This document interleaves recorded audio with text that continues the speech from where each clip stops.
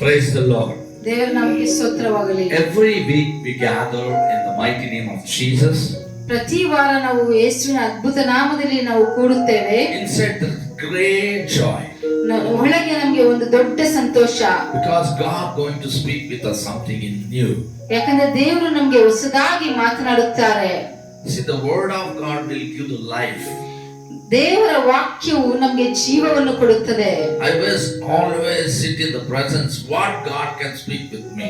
ನಾನು ದೇವರ ಸನ್ನಿಧಿಯಲ್ಲಿ ಯಾವಾಗಲೂ ಕುಳಿತುಕೊಳ್ಳಬೇಕಾದ ದೇವರು ನನ್ನ ಸಂಗಡ ಏನು ಮಾತನಾಡುತ್ತಾರೆ ಎಂಬುದಾಗಿ. It is not we want to meditate the Bible, but Bible want to speak with us. ನಾವು ವಾಕ್ಯವನ್ನು ಧ್ಯಾನಿಸುವುದಲ್ಲ, ವಾಕ್ಯವು ನಮ್ಮ ಸಂಗಡ ಮಾತನಾಡಬೇಕು. How many are tasting that way? ಆ ರೀತಿಯಲ್ಲಿ ಎಷ್ಟು ಜನ ನಾವು ರುಚಿ ನೋಡುತ್ತಿದ್ದೀರಿ? No way. ಇಲ್ಲ. Just we want to read and read and read and meditate. We are reading and meditating. ನಾವು ಯಾವಾಗಲೂ ಓದುತ್ತೇವೆ, ಧ್ಯಾನಿಸುತ್ತೇವೆ. But the word want to speak with you. ದೇವರ ವಾಕ್ಯವು ನಿಮ್ಮ ಸಂಗಡ ಮಾತನಾಡಬೇಕು. When it is started to speak with you, automatically God will do the wonderful work in your lives. ಯಾವಾಗ ದೇವರ ವಾಕ್ಯವು ನಮ್ಮ ಸಂಗಡ ಮಾತನಾಡುತ್ತದೋ ಆ ಸಮಯದಲ್ಲಿ ದೇವರು ನಮ್ಮ ಜೀವನದಲ್ಲಿ ಅದ್ಭುತವಾದ ಕಾರ್ಯಗಳನ್ನು ಮಾಡುತ್ತಾರೆ. Hallelujah. Hallelujah. Because God is the word. ಯಾಕಂದ್ರೆ ದೇವರೇ ವಾಕ್ಯವಾಗಿದ್ದಾರೆ. That's why I am eagerly to listen the word of God. I am very eagerly sit in the presence of God. ದೇವರ ಸನ್ನಿಧಿಯಲ್ಲಿ ಕುಳಿತುಕೊಂಡು ವಾಕ್ಯವನ್ನು ಕೇಳಿಸಿಕೊಳ್ಳುವುದು ನನಗೆ ತುಂಬಾ ಇಷ್ಟ. I don't like to always preaching the word of God, but I love to hear the word of God. ದೇವರ ವಾಕ್ಯವನ್ನು ಯಾವಾಗಲೂ ಸಾರುವುದು ನನಗೆ ಅಷ್ಟೊಂದು ಇಷ್ಟ ಇಲ್ಲ, ಆದರೆ ದೇವರ ವಾಕ್ಯ ಕೇಳಿಸಿಕೊಳ್ಳುವುದು ನನಗೆ ಇಷ್ಟ. You know why? The word will make or completely change our lives. ಯಾಕಂದರೆ ದೇವರ ವಾಕ್ಯವು ನಮ್ಮ ಪೂರ್ಣ ಜೀವನವನ್ನೇ ಬದಲಾಯಿಸುತ್ತದೆ. If you are not taking the word as God's word, it is not doesn't work out. ನೀನು ವಾಕ್ಯವನ್ನು ದೇವರ ವಾಕ್ಯ ಎಂಬುದಾಗಿ ನೀನು ತೆಗೆದುಕೊಳ್ಳದೇ ಇದ್ದರೆ ಆ ವಾಕ್ಯವು ನಿನ್ನ ಜೀವನದಲ್ಲಿ ಕಾರ್ಯ ಮಾಡುವುದಿಲ್ಲ. I always say don't see about preacher. ನಾನು ಯಾವಾಗಲೂ ಹೇಳುತ್ತೇನೆ, ಯಾರು ಸಂದೇಶ ಕೊಡುತ್ತಿದ್ದಾರೆ ಎಂಬುದನ್ನು ನೋಡಬೇಡಿರಿ. See what the word is coming through them. ಆತನ ಮುಖಾಂತರ ಏನು ವಾಕ್ಯ ಬರುತ್ತದೆ ಎಂಬುದಾಗಿ ಅದನ್ನು ನೋಡಿರಿ. The word is action, the word is life, the Bible says. ಸತ್ಯವೇದವು ಹೇಳುತ್ತದೆ, ವಾಕ್ಯವೇ ದೇವರಾಗಿದ್ದಾರೆ ಮತ್ತು ಜೀವ. Now the word will make and life will protection in our lives. ವಾಕ್ಯವು ಜೀವನವನ್ನು ನಮಗೆ ಸುರಕ್ಷಿತ ಕೊಡುತ್ತದೆ. Hallelujah. Hallelujah. We want to just believe and we want to receive as it is the word. ವಾಕ್ಯವನ್ನು ನಾವು ನಂಬಿ ಅದನ್ನು ನಾವು ಅದೇ ರೀತಿಯಾಗಿ ತೆಗೆದುಕೊಳ್ಳಬೇಕು. Many of the lives we are seeing today, there is no peace. ಅನೇಕ ಜೀವನದಲ್ಲಿ ನಾವು ನೋಡಬೇಕಾದರೆ ಒಂದು ಸಮಾಧಾನವೂ ಇಲ್ಲ. A lacking of peace. ಸಮಾಧಾನವು ಅವರ ಕೊರತೆಯಾಗಿದೆ. You know one thing? ಒಂದು ಸಂಗತಿ ಗೊತ್ತಾ? The devil is all the time is a stealer of peace. ಸೈತಾನನು ಯಾವಾಗಲೂ ನಮ್ಮ ಸಮಾಧಾನವನ್ನು ಕದ್ದುಕೊಂಡು ಹೋಗುವುದರಲ್ಲೇ ಇರುತ್ತಾನೆ. He is always fighting for take out all our peace in our lives. ಸೈತಾನನು ಯಾವಾಗಲೂ ನಮ್ಮ ಜೀವನದಲ್ಲಿ ಸಮಾಧಾನವನ್ನು ತೆಗೆದುಹಾಕುವುದಕ್ಕೆ ನೋಡುತ್ತಾನೆ. But we are getting it and we are having it and we are breaking our peace. ಅದೇ ರೀತಿಯಾಗಿ ನಮ್ಮಲ್ಲಿ ಸಮಾಧಾನ ಇರುವುದನ್ನು ನಾವು ಅದನ್ನು ಮುರಿದುಕೊಳ್ಳುತ್ತೇವೆ. Because of giving a lack of ear in the worldly things. ಲೌಕಿಕ ಕಾರ್ಯಗಳಿಗೆ ಕಿವಿಗಳನ್ನು ಕೊಟ್ಟು About the property, about the money, about the family, about the what you are, what I am. ಕುಟುಂಬ ಸಂಗತಿಗಳನ್ನು ಮತ್ತೆ ನಿಮ್ಮ ಬಗ್ಗೆ ಏನು, ನಮ್ಮ ಬಗ್ಗೆ ಏನು ಎಂಬುದಾಗಿ All the time speaking about worldly, the devil will put the word and he'll break your pieces.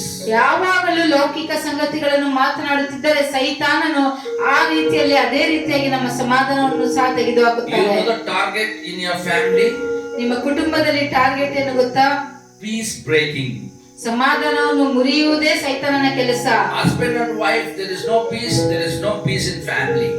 ಗಂಡ ಹೆಂಡತಿಯರ ಮಧ್ಯದಲ್ಲಿ ಸಮಾಧಾನ ಇಲ್ಲದೆ ಇದ್ದರೆ ಕುಟುಂಬದಲ್ಲೇ ಸಮಾಧಾನವಿಲ್ಲ.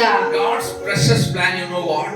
ದೇವರ ಒಂದು ಅಮೂಲ್ಯವಾದ ಚಿತ್ತ ಏನು ಗೊತ್ತಾ? The unity between husband and wife. ಗಂಡ ಹೆಂಡತಿಯರ ಮಧ್ಯೆ ಒಂದು ಒಗ್ಗಟ್ಟು. In beginning we'll see you and ಆದಿಯಲ್ಲಿ ನೋಡಬೇಕಾದರೆ ಆದಾಮ ಮತ್ತು ಯೌವಳನ್ನು when we see that they was together, they ate the fruit which God said to not eat that one. ಅವರ ಜೊತೆಯಲ್ಲಿದ್ದು ದೇವರು ಯಾವುದನ್ನು ತಿನ್ನಬಾರದು ಎಂದು ಹೇಳಿದರೋ ಅದನ್ನು ತಿಂದಿದರು. What happened? ಏನಾಯಿತು? God never separated them. ದೇವರು ಅವರನ್ನು ಸಪರೇಟ್ ಮಾಡಲಿಲ್ಲ. You only done Oh, wow, you get lost, he never said. You don't get lost. And hey, you don't do this, you go that side, he never said. Unitily send them out. ದೇವರು ಯೆಹೋವಳನ್ನು ನೀನು ತಪ್ಪು ಮಾಡಿದ್ದೆ, ನೀನು ಹೊರಟು ಹೋಗು ಎಂಬುದಾಗಿ ದೇವರು ಹೇಳಲಿಲ್ಲ, ಆದರೆ ಒಗ್ಗಟ್ಟಿನಿಂದ ಇಬ್ಬರನ್ನು ಕಳುಹಿಸಿದರು. Whatever the promises God has given, He is told of dominion over the earth. ದೇವರು ಏನು ವಾಗ್ದಾನ ಕೊಟ್ಟಿದ್ದಾರೋ ನೀವು ಆಳ್ವಿಕೆ ಮಾಡಿರಿ ಎಂಬುದಾಗಿ ಆಳ್ವಿಕೆ ಮಾಡಬೇಕು. And fruitful for everything else. You want to fruitful and you want to fill this earth, He said. ಈ ಭೂಮಿಯನ್ನು ನೀವು ಫಲಭರಿತರಾಗಿ ತುಂಬಿಸಬೇಕೆಂಬುದಾಗಿ ಹೇಳಿದರು. But even that is mistake also God has blessed both couples. ಅವರು ತಪ್ಪು ಮಾಡಿದರೂ ಸಹ ದೇವರು ಅವರನ್ನು ಆಶೀರ್ವದಿಸಿದರು. God need unity in family. ದೇವರಿಗೆ ಕುಟುಂಬದಲ್ಲಿ ಒಂದು ಒಗ್ಗಟ್ಟು ಬೇಕು. Whatever the family is facing today, without unity, nothing will become victory in their family. ಒಗ್ಗಟ್ಟಿಲ್ಲದೆ ಏನೇ ಮಾಡಿದರೂ ಸಹ ಅದು ಜಯವನ್ನು ಕೊಡುವುದಿಲ್ಲ. Bible says ಸತ್ಯವೇದ ಹೇಳುತ್ತದೆ, the husband and wife all the time they're fighting, they're going away from them. ಗಂಡ ಹೆಂಡತಿ ಯಾವಾಗಲೂ ಜಗಳಗಳನ್ನು ಆಡಿ ದೇವರಿಂದ ದೂರ ಹೋಗುತ್ತಾರೆ. So that what we want to do, ಅದಕ್ಕೋಸ್ಕರ ಏನು ಮಾಡಬೇಕು? we want to come in the presence of God, meditate the word of God, and we want to come together.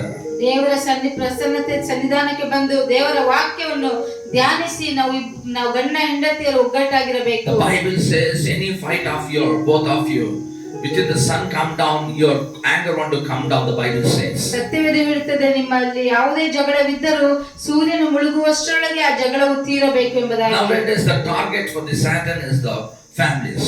ಈ ದಿನಗಳಲ್ಲಿ ಸೈತಾನಿಗೆ ಟಾರ್ಗೆಟ್ ಏನಂದ್ರೆ ಕುಟುಂಬಗಳೇ.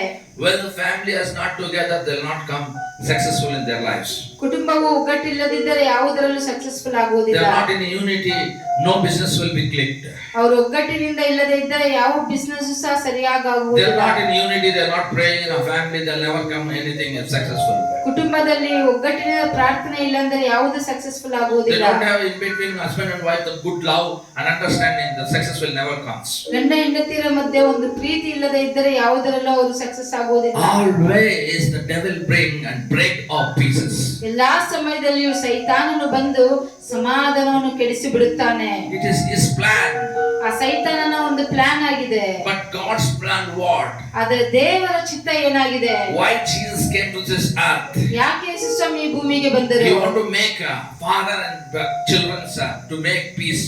ತಂದೆ ಮತ್ತು ಮಕ್ಕಳ ಮಧ್ಯದಲ್ಲಿ ಸಮಾಧಾನ ತರಿಸುವುದಕ್ಕಾಗಿ He ಬಂದರು. came as a peacemaker. ಆತನು ಸಮಾಧಾನಕರನಾಗಿ ಬಂದನು. Isaiah 9:6 it says. ಯೆಶಾಯ ಪ್ರವಾದನ ಗ್ರಂಥ 6ನೇ ಅಧ್ಯಾಯದಲ್ಲಿ 9 and 6 it says. ಯೆಶಾಯ ಪ್ರವಾದನ ಗ್ರಂಥ 9:6ನೇ ಅಧ್ಯಾಯ His ವಚನದಲ್ಲಿ name is called Peace of Prince. ಆತನ ಹೆಸರು ಒಂದು ಸಮಾಧಾನ ಕರ್ತನು. He came to this earth to make peace maker. ಆತನು ಈ ಭೂಮಿಗೆ ಸಮಾಧಾನ ಪಡಿಸಲು ಬಂದನು. If you and me, we are still not in peace, we have not accepted Jesus' call. ನೀನು ಮತ್ತೆ ನಾನು ಸಮಾಧಾನದಲ್ಲಿ ಇನ್ನೂ ಇಲ್ಲವೆಂದರೆ ಯೇಸು ಸ್ವಾಮಿಯನ್ನು ಪೂರ್ತಿಯಾಗಿ ನಾವು ಇನ್ನೂ ಹೊಂದಿಕೊಂಡಿಲ್ಲ. Dear ones, I am telling, if you don't have peace, you cannot get any success in your life. ಪ್ರಿಯರೇ, ನಾನು ಹೇಳುತ್ತೇನೆ, ನಮ್ಮ ಜೀವನದಲ್ಲಿ ಸಮಾಧಾನವು ಇಲ್ಲದಿದ್ದರೆ ಯಾವುದನ್ನು ಪಡೆದುಕೊಳ್ಳಲು ಸಾಧ್ಯವಿಲ್ಲ. I tell you, one small achievement also you cannot reach because of you don't have peace. ಒಂದು ಸಣ್ಣದ ಸಹ ನೀನು ಜಯಿಸಲು ಆಗುವುದಿಲ್ಲ, ಯಾಕಂದರೆ ನಿನ್ನಲ್ಲಿ ಸಮಾಧಾನ ಇಲ್ಲ. Many people, they have small these things, they will go years together to receive it. ಅನೇಕರಿಗೆ ಒಂದು ಚಿಕ್ಕ ಕಷ್ಟ ಇದ್ದರೂ ಅನೇಕ ವರ್ಷಗಳ ಕಾಲ ಅದನ್ನು ಸಾಲ್ವ್ ಮಾಡುವುದಕ್ಕೆ ಹೋಗುತ್ತಾರೆ. Because they don't have inside their heart peace. ಅದರ ಹೃದಯದಲ್ಲಿ ಒಂದು ಸಮಾಧಾನವಿಲ್ಲ. You don't have peace, you cannot achieve anything. ನಿನ್ನಲ್ಲಿ ಸಮಾಧಾನವಿಲ್ಲದಿದ್ದರೆ ಯಾವುದನ್ನು ಪಡೆದುಕೊಳ್ಳಲು ಸಾಧ್ಯವಿಲ್ಲ. That's why the Bible says, let your heart, Lord, let your peace will rule in my heart, the Bible says. ಸತ್ಯವೇದ ಹೇಳುತ್ತದೆ, ನಿನ್ನ ಸಮಾಧಾನವು ನನ್ನ ಹೃದಯದಲ್ಲಿ ಆಳ್ವಿಕೆ ಮಾಡಲಿ. When this peace is there in our hearts, we don't lack anything. ಆತನ ಸಮಾಧಾನವು ನಮ್ಮಲ್ಲಿದ್ದರೆ ನಾವು ಯಾವುದಕ್ಕೂ ಕೊರತೆ ಪಡುವುದಿಲ್ಲ. We people run off the buildings, run off the properties, we run off the money, we run off the egos. ನಾವು ಅನೇಕ ನಮ್ಮ ಈಗೋ ಹಿಂದೆ ನಾವು ಹೋಗುತ್ತೇವೆ. ಪ್ರಾಪರ್ಟೀಸ್ ಹಿಂದೆ ಹೋಗುತ್ತೇವೆ. Many things about money. ಅನೇಕ ಹಣಕಾಸಿನ ವಿಷಯಗಳ ಹಿಂದೆ ಹೋಗುತ್ತೇವೆ. Egos. ಈಗೋ ಹಿಂದೆ ಹೋಗುತ್ತೇವೆ. Everything whatever I decided what to happen, that is called ego. ನಾನು ಹೇಳಿದ್ದೇ ಆಗಬೇಕು ಎಂಬುದೇ ಈಗೋ. When you go in your way, there is no role in your peace in your heart. ನೀನು ಹಿಂದೆ ಹೋದರೆ ನಿನ್ನಲ್ಲಿ ಸಮಾಧಾನ ಇರುವುದಿಲ್ಲ. So that what you want to have? ನಿನ್ನಲ್ಲಿ ಏನಿರಬೇಕು? The peace-making heart. ಸಮಾಧಾನ ಪಡಿಸುವ ಹೃದಯ. When it will be achieved in your life? ಯಾವಾಗ ಅದು ಆಗುತ್ತದೆ? The peace of Prince, when he rules in your heart, it will be done. ಸಮಾಧಾನ ಕರ್ತನು ಯಾವಾಗ ನಿಮ್ಮ ಹೃದಯವನ್ನು ಆಳ್ವಿಕೆ ಮಾಡುತ್ತಾರೋ ಆ ಸಮಯದಲ್ಲಿ. When according to the will of God we are not living, our peace leaves us. ದೇವರ ಚಿತ್ತದ ಪ್ರಕಾರ ನಾವು ಎಲ್ಲಿ ನಡೆದುಕೊಳ್ಳುವುದಿಲ್ಲವೋ ಆ ಸಮಯದಲ್ಲಿ ಸಮಾಧಾನವು ನಮ್ಮಿಂದ ಹೊರಟೋಗುತ್ತದೆ. Many times we think about ourselves, we are doing good, in our way we are going to. No, God's peace never rules you because you are not doing according to the will of God, you are doing your will. ನಮ್ಮ ಹೃದಯದಲ್ಲಿ ನಾವು ಅನೇಕ ಸರಿ ಅಂದುಕೊಳ್ಳುತ್ತೇವೆ, ನಾವು ಮಾಡುವುದೇ ಸರಿ ಎಂಬುದಾಗಿ ನಮ್ಮ ಹೃದಯದ ಆಲೋಚನೆ ಪ್ರಕಾರ ನಾವು ಅಂದುಕೊಳ್ಳುತ್ತೇವೆ. The Bible says, my dear ones, not your way is my ways, not your thoughts is my thoughts. ಸತ್ಯವೇದವೇ ಹೇಳ್ತದೆ, ನಿನ್ನ ಮಾರ್ಗಗಳು ನನ್ನ ಮಾರ್ಗಗಳಲ್ಲ, ನಿನ್ನ ಆಲೋಚನೆಗಳು ನನ್ನ ಆಲೋಚನೆಗಳಲ್ಲ ಎಂಬುದಾಗಿ ಕರ್ತನು ಹೇಳುತ್ತಾನೆ. So when you are sitting in the presence of God, when the peace of the Lord is upon and hidden in you, automatically you do the will of God. ಯಾವಾಗ ದೇವರ ಸಮಾಧಾನವು ನಿನ್ನಲ್ಲಿ ಇರುತ್ತದೋ ಆವಾಗ ನೀನು ದೇವರ ಚಿತ್ತವನ್ನು ನೀನು ಮಾಡುತ್ತೀಯಾ? You think yourself. ನಿನ್ನನ್ನು ನೀನು ಪರೀಕ್ಷಿಸಿಕೋ. Think yourself and you don't have peace, ask God. ನಿನ್ನಲ್ಲಿ ಸಮಾಧಾನವಿಲ್ಲದೆ ಇದ್ದರೆ ನೀನು ದೇವರನ್ನು ಕೇಳಿಕೋ. God came to this earth to give the peace, not what this earth will give, but God will give the everlasting peace in your life. ದೇವರು ಈ ಭೂಮಿಗೆ ಬಂದಿದ್ದು ಸಮಾಧಾನವನ್ನು ಕೊಡುವುದಕ್ಕೋಸ್ಕರ. ಈ ಲೋಕದ ಸಮಾಧಾನವಲ್ಲ, ಅದು ನಿತ್ಯ ಜೀವವು ನಿತ್ಯ ಕಾಲ ಇರುವಂತ ಸಮಾಧಾನ ಕರ್ತನು ನಮಗೆ ಕೊಡೋಣ ಆಗ್ತಾನೆ. Hallelujah. Hallelujah. Hallelujah. Hallelujah. He is a good God. ಆತನು ಒಳ್ಳೆಯ ಕರ್ತನು. Hallelujah. Hallelujah. We praise his name. ಆತನ ನಾಮವನ್ನು ಮಹಿಮೆಪಡಿಸುತ್ತೇವೆ. Peace, when it comes to your heart, automatically salvation, you are eligible for salvation. ನಿನ್ನ ಹೃದಯದಲ್ಲಿ ಯಾವಾಗ ಸಮಾಧಾನವು ಬರುತ್ತದೋ ರಕ್ಷಣೆಗೆ ನೀನು eligible ಆಗುತ್ತೀಯ. Hallelujah. Hallelujah. You don't have peace, you cannot achieve the salvation what God has given to you. ನಿನ್ನಲ್ಲಿ ಸಮಾಧಾನವಿಲ್ಲದೆ ಇದ್ದರೆ ದೇವರು ಕೊಡುವ ಆ ರಕ್ಷಣೆಯನ್ನು ನಾವು ತೆಗೆದುಕೊಳ್ಳಲು ಸಾಧ್ಯವಿಲ್ಲ. So when you have peace, you make others to peaceful. ನಿನ್ನಲ್ಲಿ ಯಾವಾಗ ಸಮಾಧಾನವಿರುತ್ತದೋ ನೀನು ಬೇರೆಯವರನ್ನು ಸಹ ಸಮಾಧಾನ ಪಡಿಸುತ್ತೀಯ. Some people they'll come to my home. ಸ್ವಲ್ಪ ಜನರು ನಮ್ಮ ಮನೆಗೆ ಬರುತ್ತಾರೆ. We will be feeling peaceless.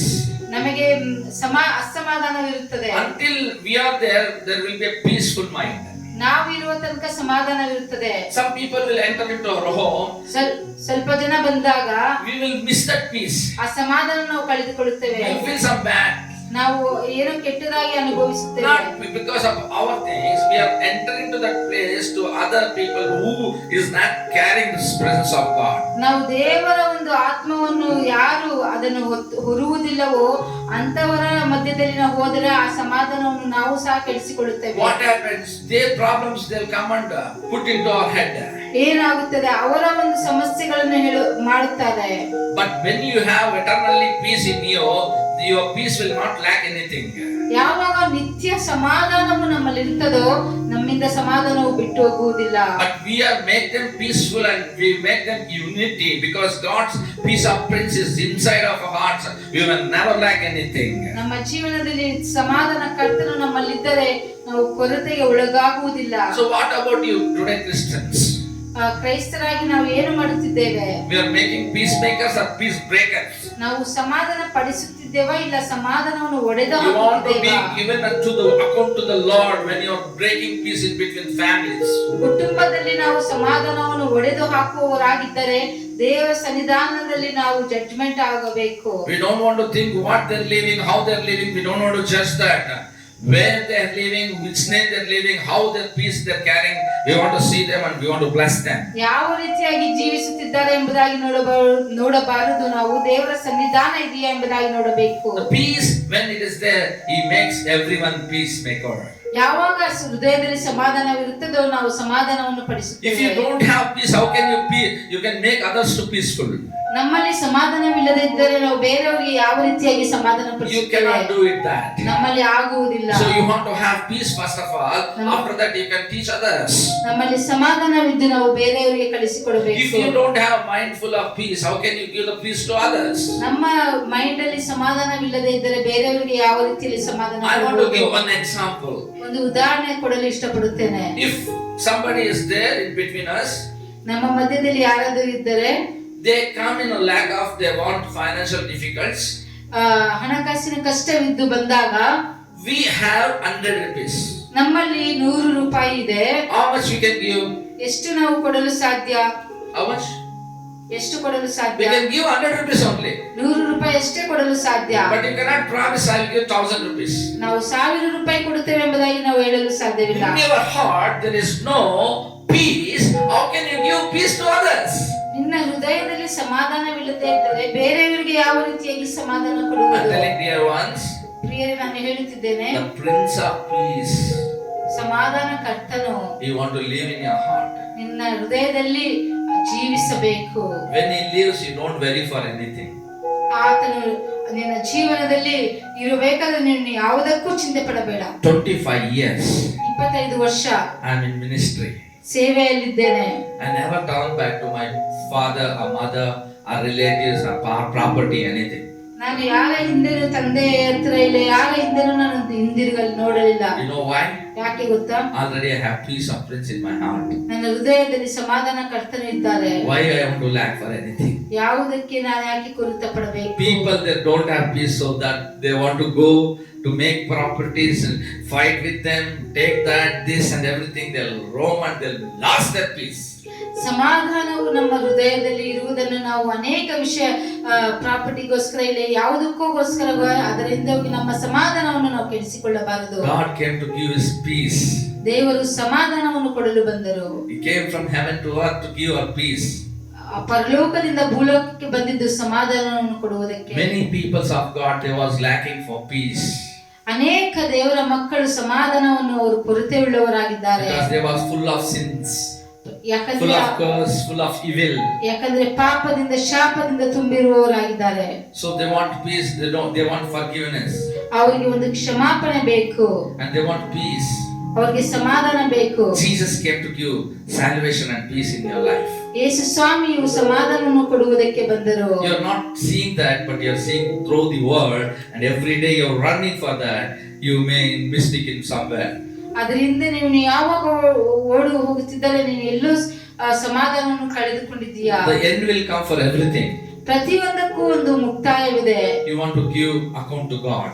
ದೇವರಿಗೆ ಒಂದು ಅಕೌಂಟ್ ಕೊಡಬೇಕು. What do you want to give account? ಏನು ಕೊಡಬೇಕು? My dear son, I given so many years in your life.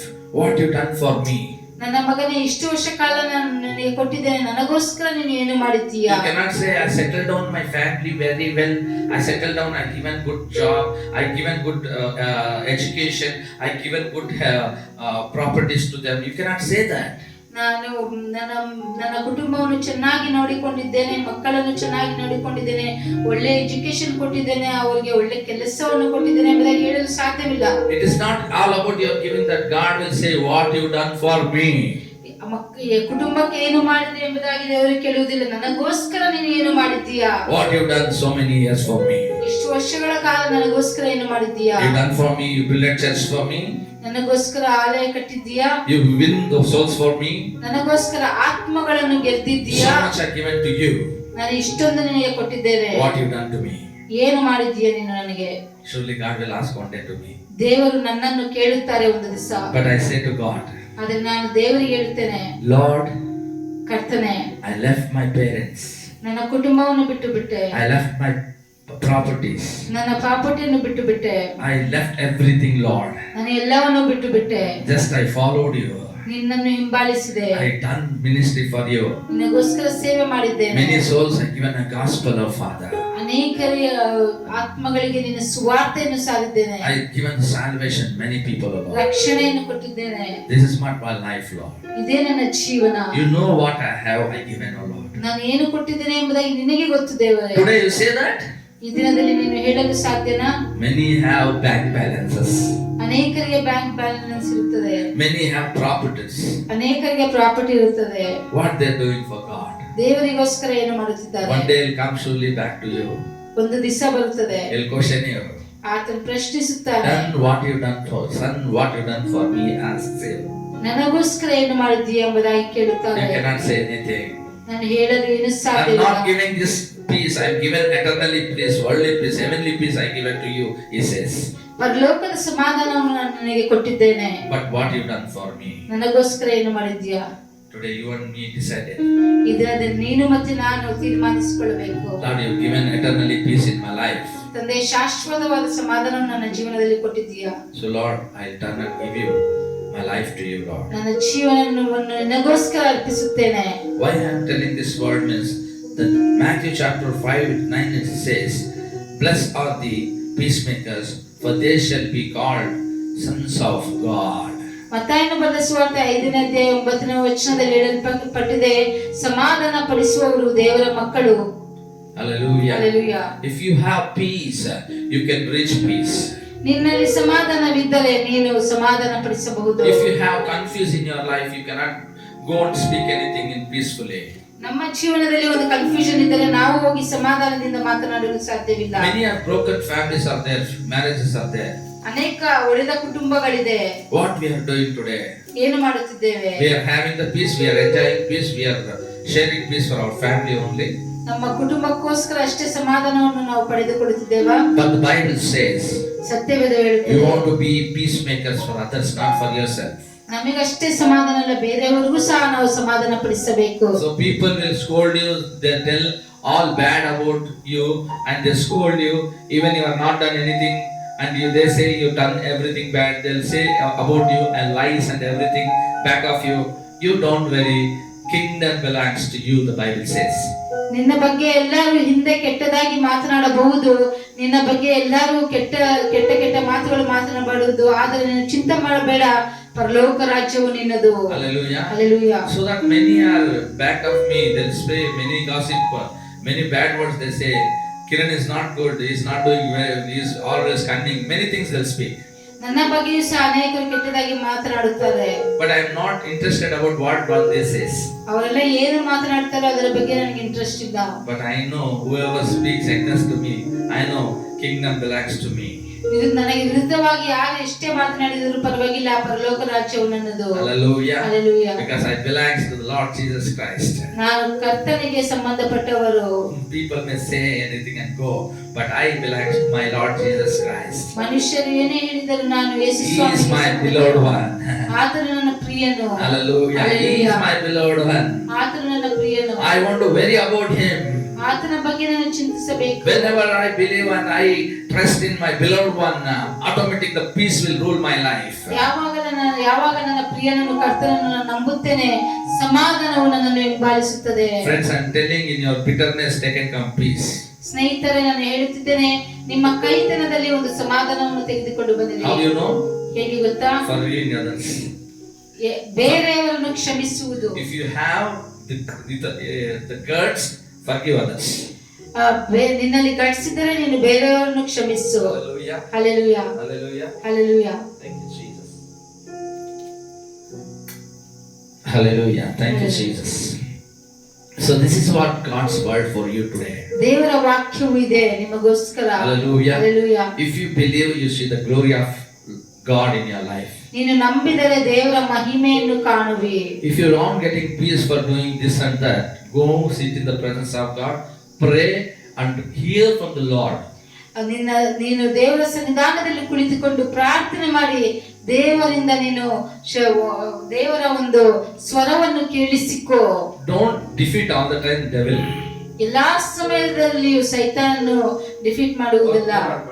ಹೋರಾಡಬೇಡ. Don't defeat all the time with the Satan. ಸೈತಾನನ ಜೊತೆ ಹೋರಾಡಬೇಡ. 1 minute enough for Satan. ಒಂದು ನಿಮಿಷ ಸಾಕು ಸೈತಾನನಿಗೆ. He'll go run away for miles and miles far away. ಓಡಿ ಹೋಗುತ್ತಾನೆ. But you speak with the Lord more time. ದೇವರ ಸಂಗಡ ತುಂಬಾ ಸಮಯ ಮಾತನಾಡು. I'll give you an example and close this section. ಒಂದು ಉದಾಹರಣೆ ಕೊಟ್ಟು ನಾನು ಮುಗಿಸುತ್ತೇನೆ. You know, the King of Kings is coming in this earth. ಈ ಭೂಮಿ ಮೇಲೆ ರಾಜನಿಗೆ ರಾಜರು ಬರುತ್ತಿದ್ದಾರೆ. I am next to him. ಆತನ ಪಕ್ಕದಲ್ಲಿ ನಾನು ಇದ್ದೇನೆ. Anybody have guts to touch me? ಯಾರಿಗಾದ್ರೂ ನಾನು ಮುಟ್ಟಲು ಗಟ್ಸಿರುತ್ತದಾ? It is there? ಇದೆಯಾ? Because all earth is belongs to him. Whatever he says, it's be done. ಈ ಭೂಮಿ ಪೂರ್ತಿ ಕರ್ತನಿಗೆ ಸಂಬಂಧಪಟ್ಟದ್ದು. ಆತನು ಏನು ಹೇಳುತ್ತಾರೋ ಅದನ್ನು ಮಾಡಬೇಕು. Correct, no? Then I'm standing next to him. Who will touch me? ಆತನ ಪಕ್ಕದಲ್ಲಿ ನಾನು ನಿಂತುಕೊಂಡಿರಬೇಕಾದರೆ ಯಾರು ನನ್ನನ್ನು ಮುಟ್ಟಲು ಸಾಧ್ಯ? And we are, instead of God, we are seeing God next to me and we are shouting, hey, oh, hey, madu, hey, dodu. ದೇವರು ನಮ್ಮ ಪಕ್ಕದಲ್ಲಿ ನಾವು ಇಟ್ಟುಕೊಂಡು ನಾವು ಅದನ್ನು ಓಡಿಸುತ್ತೇವೆ, ಇದನ್ನು ಓಡಿಸುತ್ತೇವೆ. Jesus is standing with me. ಯೇಸು ಸ್ವಾಮಿ ನಿಂತುಕೊಂಡಿದ್ದಾರೆ. You see, why you are shouting, man? ಯಾಕೆ ಕಿರ್ಚುತ್ತಿದೀಯಾ? I am there. ನಾನಿದ್ದೇನೆ. Even they will not come to near to you. ನಿನ್ನ ಹತ್ತಿರಕ್ಕೂ ಅದು ಬರಲು ಸಾಧ್ಯವಿಲ್ಲ. Why you are so much worried? ನೀನು ಚಿಂತೆ ಮಾಡಬೇಡ. Because why this fellow is acting so much? ಯಾಕೆ ಇಷ್ಟು ಆಕ್ಟಿಂಗ್ ಮಾಡ್ತಾರೆ? You don't know next to Jesus is standing. ಯೇಸು ಸ್ವಾಮಿನೇ ಅವರ ಪಕ್ಕದಲ್ಲಿ ನಿಂತುಕೊಂಡಿದ್ದಾರೆ. You don't know about the power of Jesus. ಆತನ ಶಕ್ತಿಯೂ ಗೊತ್ತಿಲ್ಲ. So that he is fighting with the devil. ಅದಕ್ಕೋಸ್ಕರನೇ ಆತನು ಸೈತಾನನ ಜೊತೆ ಹೋರಾಡ್ತಿದ್ದಾರೆ. Forget it is. We don't know. We don't even talk about the devil. There is no time for that. ಸೈತಾನನ ಬಗ್ಗೆ ಮಾತನಾಡುವುದಕ್ಕೂ ಸಮಯವಿರುವುದಿಲ್ಲ. Waste for speaking about him. ಆ ಸೈತಾನನ ಬಗ್ಗೆ ಮಾತನಾಡುವುದು ವ್ಯರ್ಥ. Speak about God. ದೇವರ ಬಗ್ಗೆ ಮಾತನಾಡು. How mighty he is. ಎಷ್ಟು ದೊಡ್ಡವರು, ಅದ್ಭುತ How ಕರ್ತನು. great God is. ಎಷ್ಟು ದೊಡ್ಡ ದೇವರು. He is a creator of heavens and earth. ಪರಲೋಕ ಭೂಲೋಕಗಳನ್ನೇ ಸೃಷ್ಟಿ ಮಾಡಿರುವ ಕರ್ತನು. His throne is sky and heaven. ಆತನ ಸಿಂಹಾಸನವು ಆಕಾಶವಾಗಿದೆ. And his footstool is the earth. ಈ ಭೂಮಿಯು ಆತನ ಪಾದಪೀಠವಾಗಿದೆ. How much big God we have. ಎಷ್ಟು ದೊಡ್ಡ ದೇವರು ನಮ್ಮಲ್ಲಿದ್ದಾರೆ. And running for small things and fighting. ಚಿಕ್ಕ ಚಿಕ್ಕ ವಿಷಯಗಳಿಗೆ ನಾವು ಜಗಳವಾಡಬಾರದು. Jesus will see you. ಯೇಸು ಸ್ವಾಮಿ ನೋಡ್ತಾರೆ. Oh, this fellow want to show his power. ಈತರ ಶಕ್ತಿಯನ್ನು ತೋರಿಸಬೇಕು. Oh, go man, do it. Come on, say, go man, do it. ಮಾಡು. You will go run this. You will years together will go. ವರ್ಷ ಗಟ್ಟಲೆ ನಾವು ಓಡುತ್ತೇವೆ. Nothing will happen. ಏನು ಆಗುವುದಿಲ್ಲ. Finally will come Jesus. ಯೇಸು ಸ್ವಾಮಿ ಹತ್ರಕ್ಕೆ ಬರುತ್ತೇವೆ. Jesus. ಯೇಸು ಸ್ವಾಮಿ ಹತ್ರಕ್ಕೆ Help me. ಬರುತ್ತೇವೆ. ಸಹಾಯ ಮಾಡು. The day only was means why you want to suffer for many years, my dear son. ನನ್ನ ಮಗನೇ ಆ ದಿನದಲ್ಲಿ ನನ್ನನ್ನು ಕೇಳಿಕೊಳ್ಳಬೇಕಿದ್ರೆ I thought, Lord, I will say means everything will be done. ನಾನು ಹೇಳ್ತಾ ಎಲ್ಲವೂ ಆಗುತ್ತದೆ. No, son, not about you. It is about me. Everything will happen. ನಿನ್ನ ಬಗ್ಗೆ ಅಲ್ಲ ಮಗನೇ, ನನ್ನ ಬಗ್ಗೆ ನಾನು ಹೇಳಿದರೆ ಎಲ್ಲವೂ ನಡೆಯುತ್ತದೆ. Put all your effort in the presence of God. God will clear all your path. ನಿನ್ನ ದೇವರ ಸನ್ನಿಧಾನದಲ್ಲಿ ನೀನು ಎಲ್ಲಾ ಕಷ್ಟಗಳನ್ನೆಲ್ಲ ನೀನು ದೇವರಿಗೆ ಸಮರ್ಪಿಸಿ ಬಿಡು. If it is not God's will, you go years together, nothing will happen. ದೇವರ ಚಿತ್ತವಿಲ್ಲದೆ ಇದ್ದರೆ ನಾವು ಎಷ್ಟೇ ವರ್ಷಗಳ ಕಾಲ ನಾವು ಓಡಿದರೂ ಅದು ಆಗುವುದಿಲ್ಲ. Because it's not God's will. ಅದು ದೇವರ ಚಿತ್ತವಲ್ಲ. So sit in the presence of God. Ask God, Thy will be done in my life, in every area of my life. ದೇವರ ಸನ್ನಿಧಾನದಲ್ಲಿ ಕುಳಿತುಕೊಂಡು ದೇವರೇ ನಿನ್ನ ಚಿತ್ತವೇ ನನ್ನ ಜೀವನದಲ್ಲಿ ನೆರವೇರಲಿ. So when husband and wife they have peace, the children will be blessed. ಯಾವಾಗ ಗಂಡ ಹೆಂಡತಿಯರ ಮಧ್ಯದಲ್ಲಿ ಸಮಾಧಾನವಿರುತ್ತದೋ ಆ ಸಮಯದಲ್ಲಿ ಮಕ್ಕಳು ಆಶೀರ್ವಾದ ಹೊಂದಿಕೊಳ್ಳುತ್ತಾರೆ. I am seeing the croreptis and very business, highly educated people. ನಾನು ಎಷ್ಟೋ ತುಂಬಾ ವಿದ್ಯಾವಂತರನ್ನು ನೋಡಿದ್ದೇನೆ ಮತ್ತು ತುಂಬಾ ಕರೋಡ್ಪತಿಯನ್ನು ನೋಡಿದ್ದೇನೆ. What happened their children's life? ಅವರ ಮಕ್ಕಳ ಜೀವನದಲ್ಲಿ ಏನಾಗಿದೆ? No love. ಪ್ರೀತಿ ಇಲ್ಲ. They are going with somebody and they're spoiling their life. ಬೇರೆಯವರ ಜೊತೆ ಹೋಗಿ ಅವರ ಜೀವನವನ್ನೇ ಅವರು ಹಾಳು ಮಾಡಿಕೊಳ್ಳುತ್ತಿದ್ದಾರೆ. Addiction for the alcohol. ಒಂದು ಆಲ್ಕೋಹಾಲ್ಗೆ ಅಡಿಕ್ಷನ್ ಆಗಿರ್ತಾರೆ. And they will be chain smokers. Chain smokers. They will be drug addicted. Drug addict ಆಗಿರ್ತಾರೆ. They are lacking anything. ಅವರು ಯಾವುದಕ್ಕೂ ಕೊರತೆ ಇದ್ದಾರಾ? Everything they have. ಎಲ್ಲವೂ ಅವರಿಗಿದೆ. Then why are they spoiling their life? ಯಾಕೆ ಅವರ ಜೀವನವನ್ನು ಕೆಡಿಸಿಕೊಳ್ಳುತ್ತಿದ್ದಾರೆ? Lacking peace in their life. ಅವರ ಜೀವನದಲ್ಲಿ ಸಮಾಧಾನವಿಲ್ಲ. Whatever they have, they don't have peace. They spoil. ಏನೇ ಇದ್ದರೂ ಅವರ ಜೀವನದಲ್ಲಿ ಸಮಾಧಾನವಿಲ್ಲ. Jesus will say, whichever it is earth not gives, I will give you my dear ones. ಯೇಸು ಸ್ವಾಮಿ ಹೇಳ್ತಾರೆ, ಈ ಲೋಕವು ಕೊಡಲಾಗದ ಸಮಾಧಾನವನ್ನು ನಾನು ನಿನಗೆ ಕೊಡುತ್ತೇನೆ. Whenever the family come together and they want to be teach their children, they will be blessed. ಯಾವ ಕುಟುಂಬ ಒಂದಾಗಿ ಬಂದು ಮಕ್ಕಳಿಗೂ ಸಹ ದೇವರ ಬಗ್ಗೆ ಅವರು ಕಲಿಸಿಕೊಡುತ್ತಾರೋ ಅವರು ಆಶೀರ್ವಾದ ಹೊಂದಿದ್ದಾರೆ. When they are very young, they are going to school and colleges and anywhere. When father and mother is fighting all the time, telling about father something, telling about mother something, the children will rooted in that matter. They root never in peace of God. ಯಾವಾಗ ಮಕ್ಕಳ ಮಧ್ಯದಲ್ಲಿ ಗಂಡ ಹೆಂಡತಿ ಯಾವಾಗಲೂ ಜಗಳವಾಡಿಕೊಂಡು ಹೆಂಡತಿ ಗಂಡನ ಬಗ್ಗೆ ಕೆಟ್ಟದಾಗಿ ಹೇಳುವುದು, ಗಂಡನು ಹೆಂಡತಿಯ ಬಗ್ಗೆ ಕೆಟ್ಟದಾಗಿ ಹೇಳುವುದು, ಈ ರೀತಿಯಲ್ಲಿದ್ದರೆ ಮಕ್ಕಳು ಸಹ ಅವರು ಕೆಟ್ಟು ಹೋಗುತ್ತಾರೆ. Some people they will support only mother, they will not support father. ಸ್ವಲ್ಪ ಜನ ತಾಯಿಗೆ ಸಪೋರ್ಟ್ ಮಾಡುತ್ತಾರೆ, ತಂದೆಗೆ ಸಪೋರ್ಟ್ ಮಾಡುವುದಿಲ್ಲ. Some people only support father, not mother. ಸ್ವಲ್ಪ ಜನ ತಂದೆಗೆ ಸಪೋರ್ಟ್ ಮಾಡುತ್ತಾರೆ, ತಾಯಿಗೆ ಸಪೋರ್ಟ್ Why you ಮಾಡುವುದಿಲ್ಲ. know? ಯಾಕೆ ಗೊತ್ತಾ? You are insulting before your children, your husband and wives. ಮಕ್ಕಳ ಮುಂದೆ ನೀವು ಗಂಡ ಹೆಂಡತಿರು ಒಬ್ಬರನ್ನೊಬ್ಬರು ಇನ್ಸಲ್ಟ್ ಮಾಡುತ್ತಿದ್ದೀರಿ. You are not giving respect to husband, you are not giving respect to wife. What will happen? Children finally they says they are not correct parents to us. ಯಾವಾಗ ಮಕ್ಕಳ ಮಧ್ಯದಲ್ಲಿ ನಾವು ಗಂಡ ಹೆಂಡತಿಯರು ಜಗಳವಾಡುತ್ತೇವೋ ಮಕ್ಕಳು ಹೇಳಿಕೊಳ್ಳುತ್ತಾರೆ ಇವರು ಸರಿಯಾದ ತಂದೆ ತಾಯಿ ಅಲ್ಲ ಎಂಬುದಾಗಿ. If we show the love, how to love one another, they will love others and they will live in a fear of the Lord. ನಾವು ಯಾವಾಗ ಪ್ರೀತಿಯನ್ನು ತೋರಿಸುತ್ತೇವೋ ಅವರು ಸಹ ದೇವರ ಒಂದು ಭಯಭಕ್ತಿ ಪ್ರೀತಿಯಲ್ಲಿ ಇರುತ್ತಾರೆ. Friends, I am telling today, ಸ್ನೇಹಿತರೆ, ಈ ದಿನದಲ್ಲಿ ಹೇಳುತ್ತೇನೆ, many families they have wealth, ಅನೇಕ ಕುಟುಂಬಗಳಲ್ಲಿ ಆಸ್ತಿ ಇರಬಹುದು, they have money, ಹಣ ಇರಬಹುದು, everything they have, ಎಲ್ಲವೂ ಇರಬಹುದು, there is no peace in their lives. ಆದರೆ ಅವರ ಜೀವನದಲ್ಲಿ ಸಮಾಧಾನವೂ Because ಇರುವುದಿಲ್ಲ. they are finding so many times those things only. ಆದರೆ ಅವರು ಅದರ ಹಿಂದೆಯೇ ಹುಡುಕಿಕೊಂಡು ಹೋಗುತ್ತಿದ್ದಾರೆ. When they sit in the presence of God, they will be in tears. Lord, everything next you want in my life first. ದೇವರ ಸನ್ನಿಧಾನದಲ್ಲಿ ಕುಳಿತುಕೊಂಡು ದೇವರೇ ನೀನು ನನಗೆ ಬೇಕು ಎಂಬುದಾಗಿ ಕೇಳಬೇಕು. That time the presence of God will come.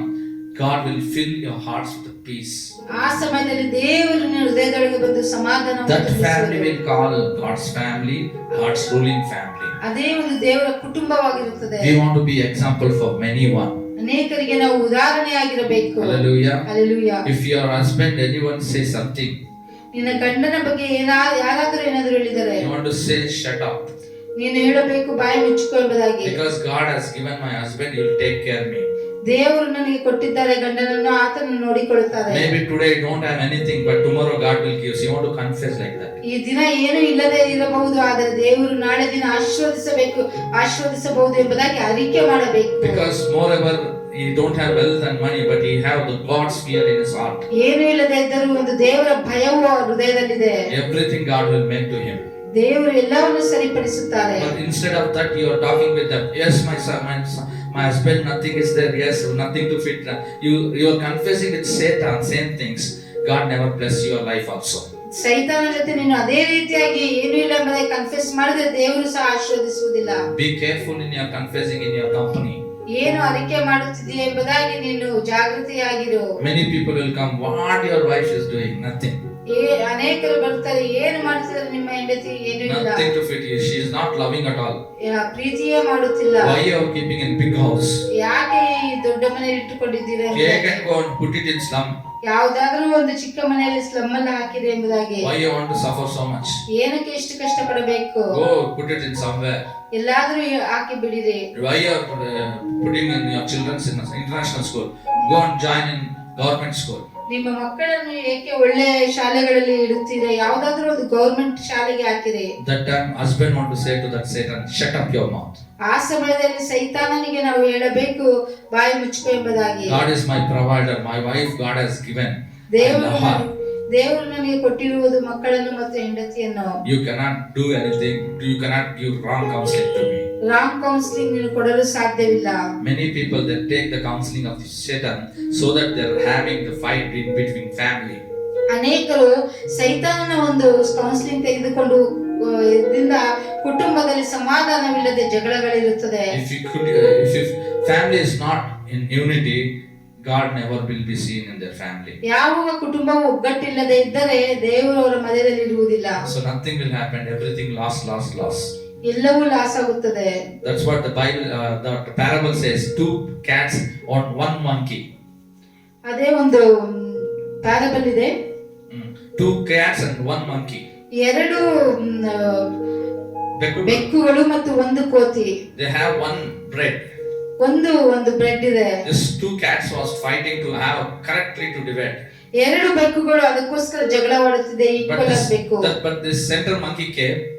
ಮಧ್ಯದಲ್ಲಿ ಕೋತಿ ಬಂದು I will divide. ನಾನು ಡಿವೈಡ್ ಮಾಡುತ್ತೇನೆ. And it's cutted. ಅದು ಕಟ್ಟಾಯಿತು. This side is more. ಈ ಕಡೆ ಜಾಸ್ತಿ. The monkey said this side is more, is that let it me eat little. ಈ ಕಡೆ ತುಂಬಾ ಸ್ವಲ್ಪ ಜಾಸ್ತಿ ಇದೆ, ಇದನ್ನು ತಿನ್ನಬಹುದು ಎಂಬುದಾಗಿ. And after that it says it's less, let it eat this side. ಈ ಕಡೆ ಕಡಿಮೆ ಇದೆ, ಈ ಕಡೆ ತಿನ್ನಬಹುದು ಎಂಬುದಾಗಿ. Finally here more and the 2 cats are fighting. 1 monkey had benefit. 2 ಜಾಗದಲ್ಲಿಯೂ ಅದು ಕಡಿಮೆಯಾಗಿ ಆ ಕೋತಿಗೆ ಲಾಭವಾಯಿತು. Hallelujah. Hallelujah.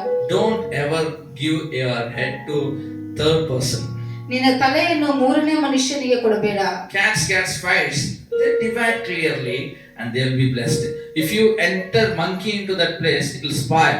ಬೆಕ್ಕುಗಳು ಜಗಳವಾಡಿ ಅದು ಸರಿಯಾಗುತ್ತದೆ, ಆದ್ರೆ ಕೋತಿ ಮಧ್ಯದಲ್ಲಿ ಬಂದ್ರೆ ಎಲ್ಲವೂ ಸ್ಪಾಯ್ಲ್ ಆಗುತ್ತದೆ. So God bless this message. I know I'm speaking with somebody. ನನಗೆ ಗೊತ್ತು ದೇವರು ಈ ವಾಕ್ಯವನ್ನು ಆಶೀರ್ವದಿಸಲಿ, ಯಾರೋ ಸಂಗಡ ಮಾತನಾಡುತ್ತಿದ್ದಾರೆ. Let family be unto unity. ಕುಟುಂಬವು ಒಗ್ಗಟ್ಟಿಂದ ಇರಲಿ. Let peace of God rule in your hearts.